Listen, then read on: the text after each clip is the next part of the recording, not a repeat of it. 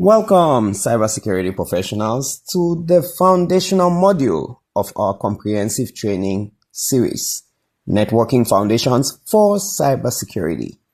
If you want to defend networks, detect threats, or conduct investigations, you must understand how data moves. This module is your blueprint. Let's break it down. Fast, practical, and beginner-friendly. Now, let's start with the theoretical backbone, the OSI model. It's a 7-layer conceptual framework describing how data communicates. Think of it like steps in a complex dance. Layer 7 all the way down to layer 1 include application, presentation, session, transportation, network, data link, and the physical layer. Layer 7, the application layer, is what the users interact with, like HTTP and DNS. Layer 6, the presentation layer, is for the data format, for instance, encryption or compression. Layer 5 is the session layer, which manages our conversations. Layer 4 is the transport layer, which could be either the reliable delivery, TCP, or the fast delivery, UDP. Layer 3 is our network layer, which is for logical addressing and routing. Think of IP addresses. And layer 2, you have your data link, which is the physical addressing, say MAC addresses, and the frames. Finally, you got layer 1, which is the physical layer. Think of our cables, the bits, and the actual transmission. Now, while the OSI is conceptual, in the real world, we largely operate on the TCP/IP stack, which is a more practical 4-layer model. It condenses our OSI layers into practical groups: the network access, internet, transport, and application layers. This is what truly drives the internet. Now, let's get practical with IP addressing. Every device on a network needs a unique identifier. On Windows, we use ipconfig. On Linux, it's typically IPA or the older ifconfig. These are your device's addresses within its network. And what about subnetting? It's about dividing a larger network into smaller, more manageable networks. This improves security and efficiency. Now, while we won't do deep calculations here, it's imperative that you understand that your IP address and subnet mask define which part of the network your device belongs to. In security, this actually helps segment networks to limit the lateral movement of attackers.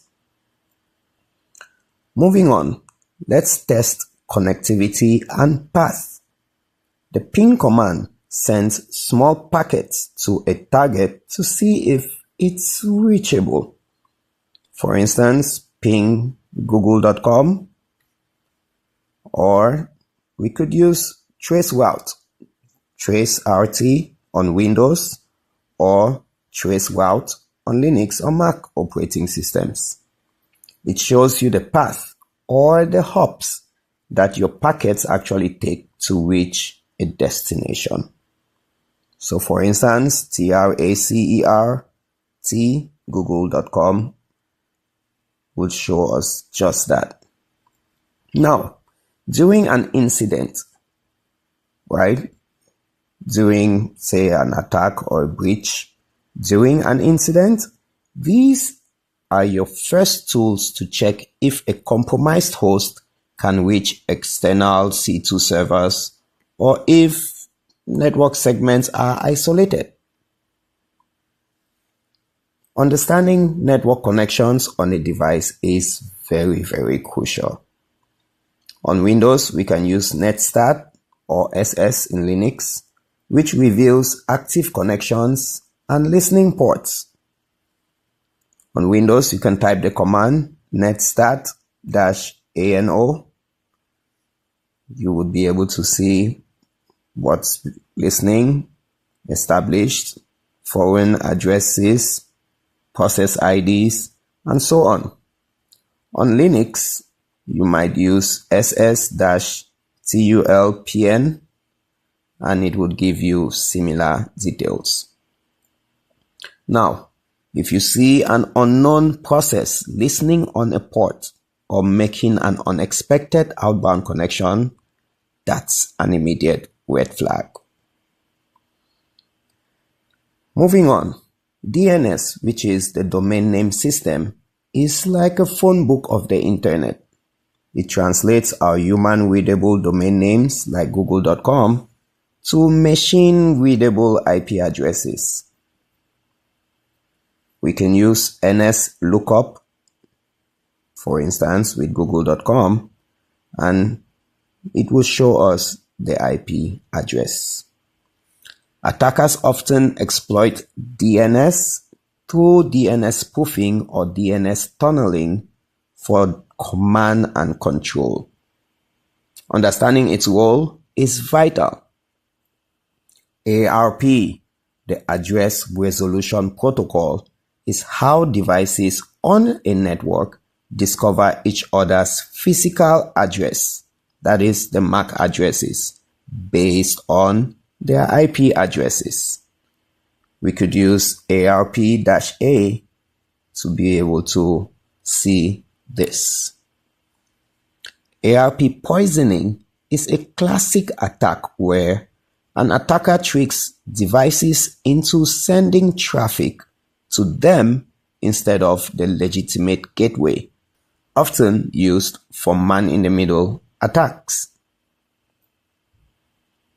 Now, for the ultimate network visibility tool, Wireshark. It's a packet analyzer that lets you see the raw data flowing across your network interfaces.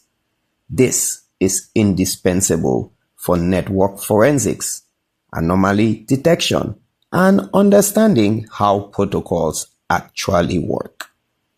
Now, let's perform a simple capture. I'll open Wireshark and start capturing on my primary Ethernet interface. Now, I'll visit a website in my browser and I'll stop the capture.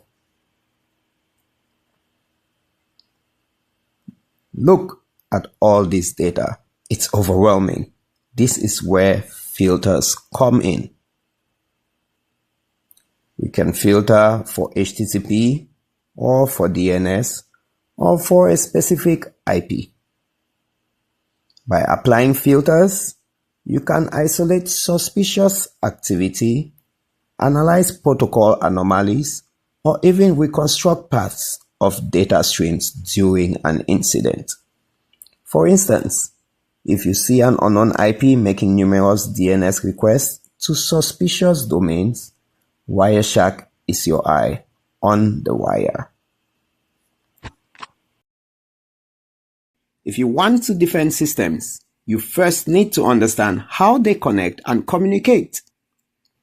At its core, networking is about data communication between devices, computers, phones, servers, the internet. It's just a giant network. So, how do they talk? Protocols. Be it IP addressing, version 4 or version 6, like digital postal addresses, MAC addresses, which are the physical device IDs, ports and protocols like HTTP, which goes to port 80, or HTTPS, the secure version of HTTP, which goes to port 443, or SSH, the secure shell transfer, which goes to port 22. We also got TCP/IP models, which is a 4-layer model in real life, a representation of the OSI's 7 layers, which is conceptual. Subnetting is how networks are actually split. DNS is where we convert domain to IP translation. NAT and firewalls for controlling traffic in and out. So, why do we need to learn this? Because most cyber attacks exploit network weaknesses. Think of port scanning, DNS spoofing, packet sniffing. All rely on understanding the network layer. In practical terms, we use ipconfig or ifconfig to check our IPs.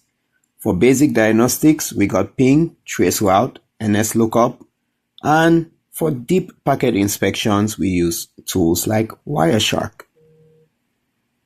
Now, go open your terminal and run pinggoogle.com. You notice the IP. That's your DNS in action. Now, try traceroute and see how many hops you take before you get to Google servers.